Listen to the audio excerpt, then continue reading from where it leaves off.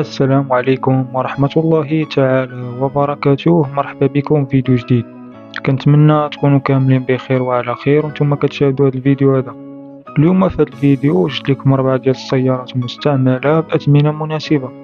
يلا نبداو على بركة الله. السيارة رقم 1 داسيا سانديرو ستيبوي مازوت موديل 2021. السيارة بخوميغ مان، ضاربة 29,000 كيلومتر.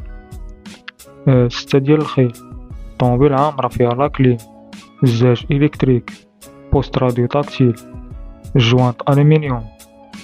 الثمن ديالها 13 مليون و40 ألف ريال. اللي بغى عليها مزيد من المعلومات النمرة ديال المولا غيلقاها في صندوق الوصف.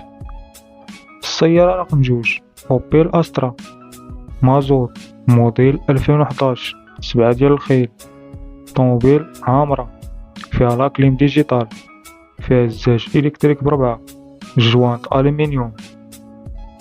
كاينة في فسلة. الثمن ديالها 9 مليون و60 ألف ريال. اللي بغى عليها مزيد من المعلومات النمرة ديال مولاها غيلقاها في صندوق الوصف.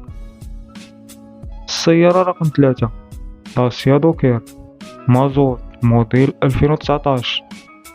ضاربة 104,000 كيلومتر. طوموبيل فيها لاكليم والزجاج إلكتريك. كاينة في مدينة كازا. الثمن ديالها 11 مليون و160 ألف ريال. واللي بغى عليها مزيد من المعلومات النمرة ديال مولاها غيلقاها في صندوق الوصف. السيارة رقم 4 غولف بولو موديل 2015 إيسونس. 6 ديال الخيل، الضريبة ديالها 350 درهم. طوموبيل نقية، ضاربة 122 ألف كيلومتر.